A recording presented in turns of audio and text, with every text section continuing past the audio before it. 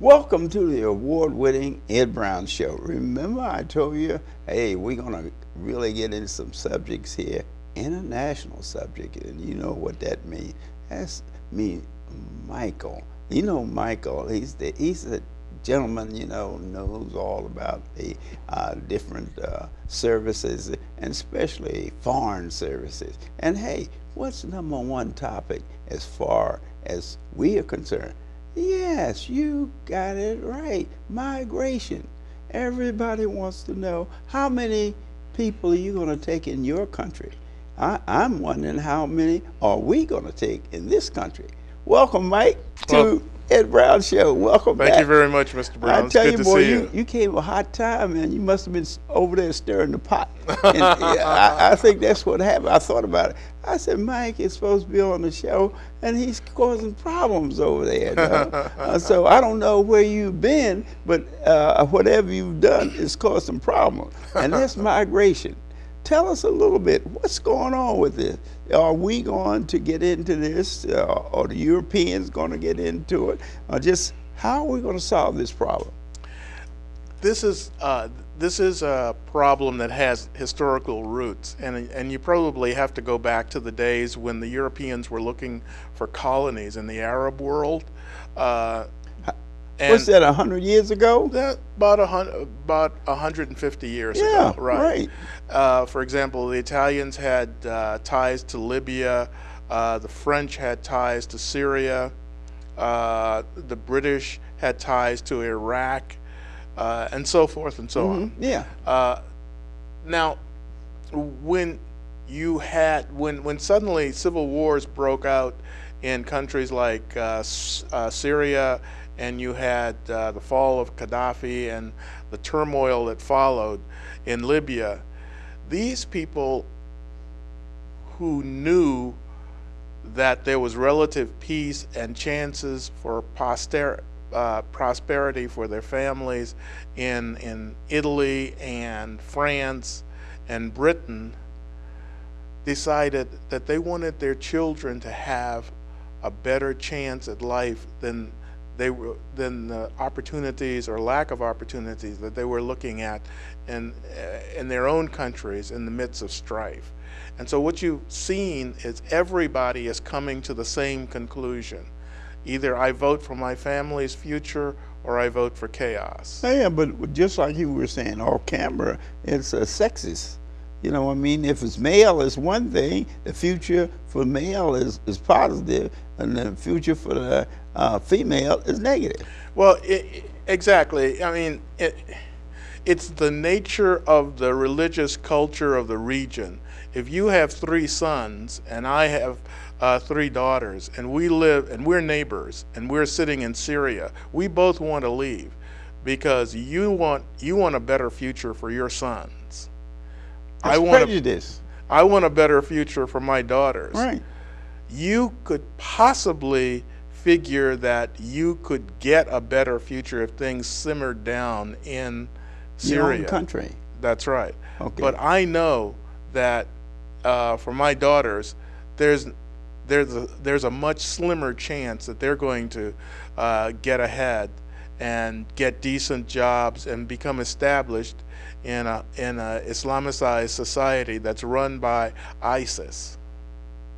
Now that's the word. It's ISIS. You know, some people they think where did they come from and who are they? ISIS is not an individual. It's a religion of some sort. Isn't it? So ISIS, you know, that could be anyone. If I believed in their theory. It's a radical offshoot of Islam, and it's so radical that it does not honor the other branches of Islam, so that people who practice a slightly different or less or not as strict a brand of Islam as ISIS could be killed. because that's considered apostasy. But isn't that associated with the economy? I mean, money has to be involved here somewhere. You know, how do they control that? Because ISIS is getting just about all the ammunition and goods that they need. They don't have any factories over there making tanks and guns and planes, but yet still they have them and guns. These are people who are prepared to fight to the death. That's number one. Number two is we need to understand that the destruction of the Saddam Hussein regime, although some people think that may have been necessary, who knows, but that took a major regional power out of the power equation in Southwest Asia. That meant that Iran became the unrivaled regional power, and the only counterbalance to Iran would be Saudi Arabia. And some people think that that is why we are having another civil war and this time in Yemen. Saudi Arabia. Because Saudi Arabia needs to stop and have the money. What it perceives, what it sees as Iranian aggression. Right, and they have the money. But to get back to your point, the resources that ISIS is able to draw on are resources that the Iraqi government was supposed to control had it had the political and military integrity that in 2004, 2005, 2006 we thought it would have once we empowered it to take over its country. But actually what happened was ISIS stepped in a couple of years ago and took much of the territory and resources that we thought would be under the control of the Iraqi government. Now, a lot of people think that ISIS is dealing with the Islamic religion and all of that, but you find none ISIS, none people from all over the world are associating themselves with that, to the point that the United States, where youngsters have been inundated and go and fight for ISIS. What's the draw? What's the attraction? Yeah. Some psychologists, I was just listening to National Public Radio today, and they were talking about the fact that often teenagers tend to rebel because rebelling is a way of expressing what they call individuation. It's the ability to make yourself an individual and stand out. Perhaps, and this is just a hunch on my part, but perhaps joining ISIS is an extreme expression of individuation. So children go to the Middle East, teenagers, go to the Middle East, declare for ISIS, fight, and then perhaps if they survive long enough, they may realize this is not what I want for the rest of my life. But it is a tragic case of mistaken identity and association. Wow, okay. Hey, let's get back to this migration. I'm wondering how they come up with these different numbers. England is talking about they'll take 20,000, and then France is taking a number. How do they divide? How do they determine how many of these people that they're going to take into their country? Is Europe, is the EU, are they dictating this, the European Congress, or is this individual? No, I think it's fair to say that these are numbers that the individual political leaders in these countries feel that they can take. These are the numbers that they can absorb without fear of an intolerable political backlash from the electorate. If they took more, they fear there would be a intolerable backlash. The numbers that I find fascinating are the ones for Germany. 20,000, I think. No, in Germany it's more like 80? 500,000. 500,000. That's right. You're kidding. That's right. I It's thought an it was around amazing about number. 80 or something like that was the highest number. It's an amazing number. 500,000. That's Right. ridiculous. It's. I mean, any economy that you have, 500,000 new people without jobs, without any means of support, that's going to put a big hole in your economy. Germany has the strongest economy in Europe. Yeah, I know. That's the reason that they're taking that position. And Everybody wants to go to Germany. And Germany has a decent track record, because remember in the 70s the Germans were allowing the Turks and some Greeks to come in, and these people have been trained in German. They've been socialized in how one lives and behaves in Germany, and they have become accepted as German citizens of Turkish and Greek descent. So I'm assuming, I don't know for sure, but I'm assuming that the Germans feel that they could do pretty much the same with the Syrians who come in. What do you think? I would think that opening the door like that with individuals that are not specifically highly trained, I could understand, in fact, that they were highly trained individuals in technical or the finance or field, that would be a plus for the country. But eventually you're going to find individuals, I would say most of them don't have the background to really get into the CEO positions. Well, I think you're right. I mean, and I think what you're saying goes without saying. Something else that the Germans are going to have to be concerned with is the fact that not every German is going to welcome these newcomers with open arms. Right, especially if it affects the job market. And there have been attacks on some of these people. Yeah. In some other countries. Right. Right. Well, of all the countries that they select, they're going through other European countries, Hungary and a few others, and they don't want. They seem to feel that Germany is the utopia. Well, I think France and all, they interview them and they come up and they say well, we're gonna keep on to Germany if we have to walk, although they in Australia and other places, in France and other places, but the number one place to migrate to is Germany. I think part of that is that all of these countries have external broadcasts to the Middle Eastern region. Yeah. These broadcasts are quite effective, but they're also propagandistic. Yeah. And they have persuaded these people that Germany and Sweden and some of these other countries are wonderful places to live.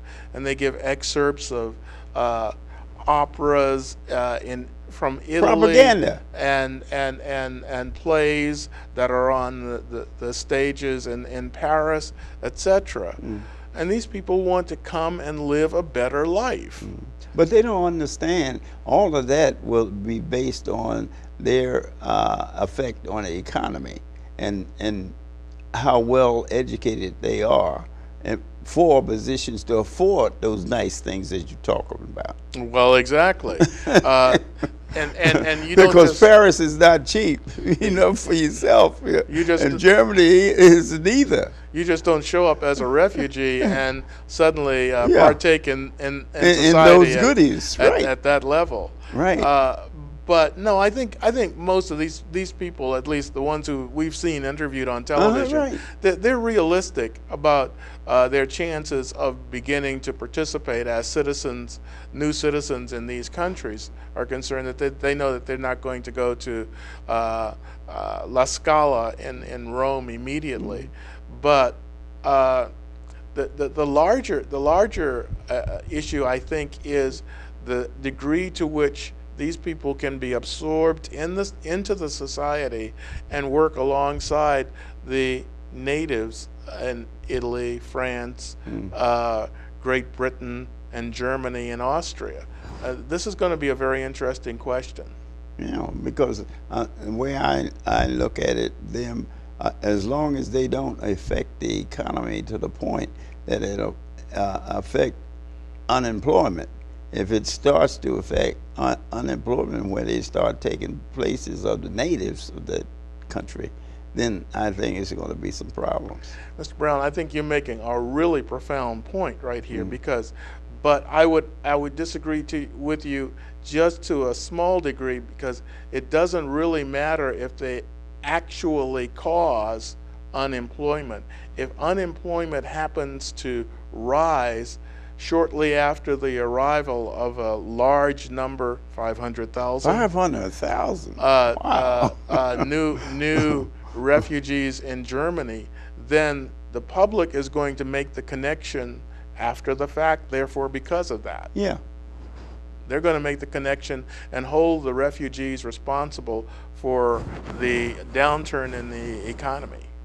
Okay, then it's other things that you look at: housing and education. How are they going to absorb that?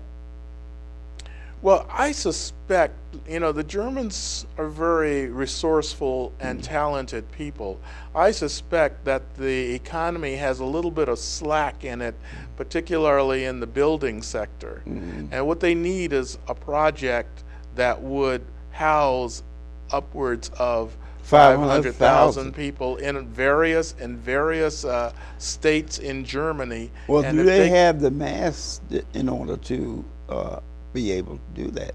Do they have the what? Do they have the land mass in order to do that? Germany is one of the largest countries in Western Europe. Yes, Germany and France, Germany, France, and Spain. And Spain, but Germany is one of the largest. That's right, and I suspect that they have a lot of people in the building trades who are either underemployed or unemployed, who would suddenly be thrown into these projects.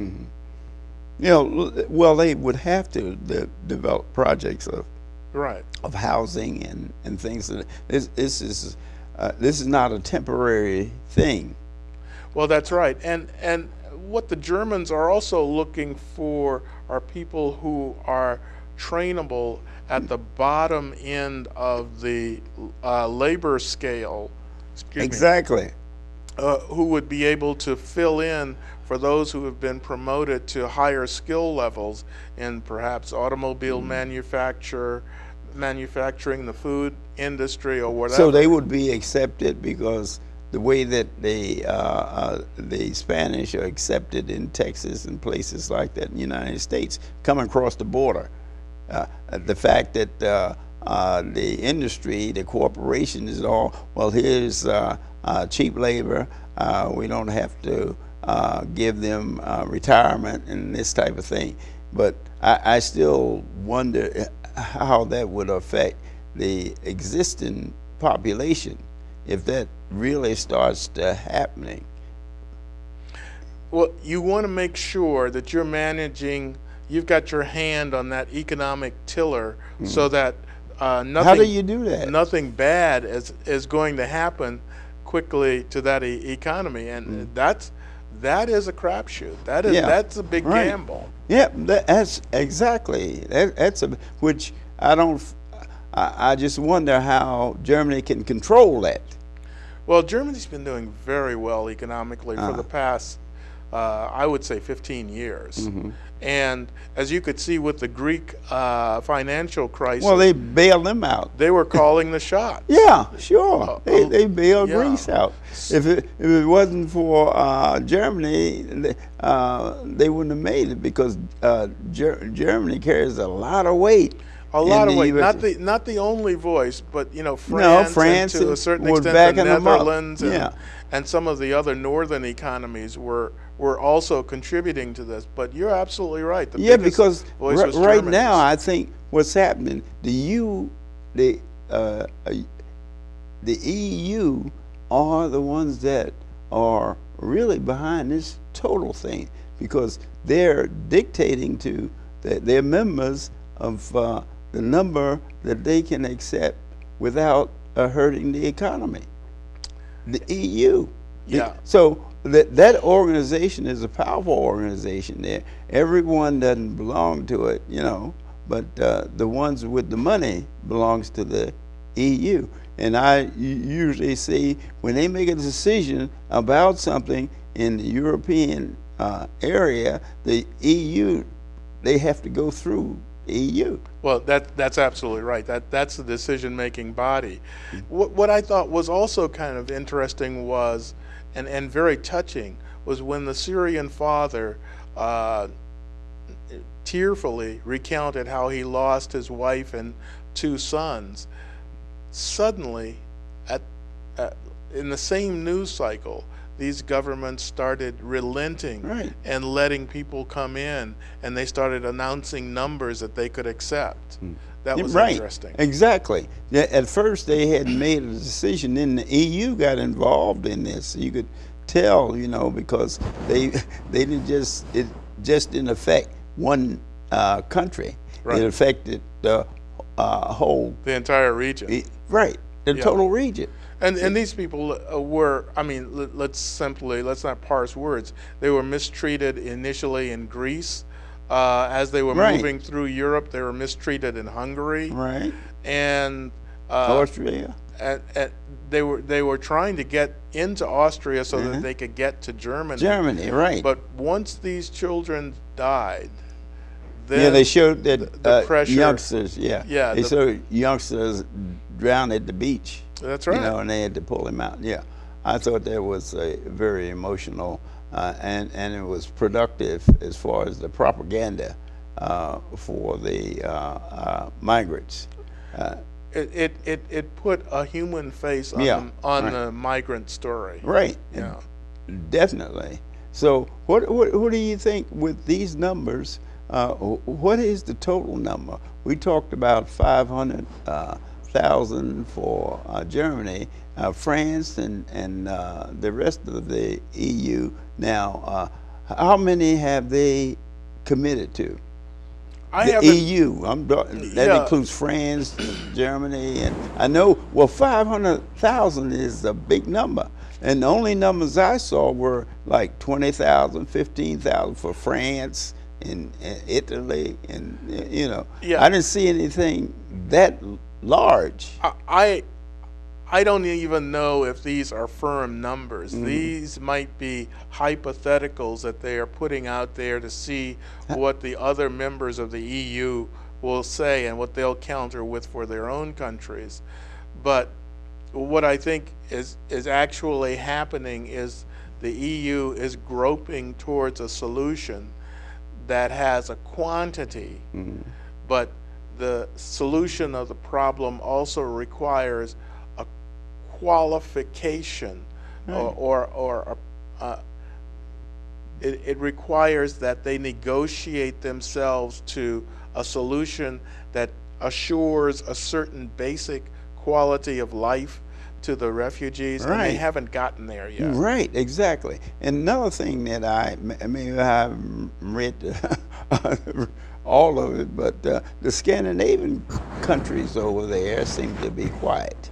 They haven't made any commitment, you know. Well, that's a wonderful point you're making, because what's actually happening when we talk about the quality of life that they would guarantee the refugees, it's the Scandinavian countries that are offering the highest quality of life. Is that right? These people, if they get to Sweden, if they get to Norway or Denmark, there is a certain higher level of income. Now, I'm not sure precisely what the amount is, but they are given a sort of stipend that they live on, and they will get a job, and they will be taught the native language, be it Danish, Norwegian, or Swedish, and their ability to cope as a serious adult member of that society is thereby guaranteed. So that's good, because I hadn't heard anything, you know, concerning Scandinavia as a group. You know Right. what I mean? I've heard. So as I should add, as a consequence, sometimes the Scandinavians are a little slow to talk about what they guarantee or how many they can take in, because the cost of them taking in an individual is often higher than it would be for a comparable country further south. Yeah, for instance, Germany and France and Italy. Now, Italy, how are they? And are they heavily involved in this migration? Now, I think Italy, Greece, and those are the only two countries I'm aware of, are transit countries. Okay, all right. And that's their role. Their role is to document that these people are here and put them into the European Union system and move them north. So really, it's really organized. It's more organized than what people think. It's not a group of people that decide, say, well, we're going to get on the road and run. They've had some kind of contact with the EU about what they're doing and what the EU will do for them. Theoretically, right? Because the Greeks are not doing this very efficiently. Well, the Greeks are not. They just bounced off of this economic problem. Naturally, if they jump into something like this, the people will riot over in Greece because they just finished a financial war there, so they wouldn't be involved. What about Turkey? Because Turkey is involved in this ISIS thing, and with Russia and a few other European nations. Turkey is the first place that the refugees come to, and then they move to Greece. Turkey, not being a member of the EU, right, has no administrative responsibility in registering these people, nor does it have a responsibility to rescue them at sea. Oh, I see. So that's the difference there. Then. That's right. Yeah. So what you see is often the Italian ships and occasionally a Spanish ship rescuing these people. Well, really, it's orchestrated by the EU. When you look at it, the EU is in control over this rescue. The way things are going. Now you're putting your finger right on it. Yeah. These people are voting for administrative and legal integrity. They want some predictability to their lives, so they're running to the EU. They're not running to Turkey. Right. They're not running to Russia. Right. They want some guarantees. Exactly. Right. Hey, I tell you, things are really happening here. Well, the next time we're going to get into another hot subject. Hey, if you really want to find out, you better tune in next week, because we're going to have Michael Braxton back here again. You know, we let him go out and get some information, and he come back and give it to us. Want to thank you, Mike, for coming back. You know, he's retired, you know, but he decided he'd come back and help us out here on the Ed Brown Show, the International Part. Okay, this has been Ed Brown. See you next time. Don't forget, Michael Braxton. He's the man.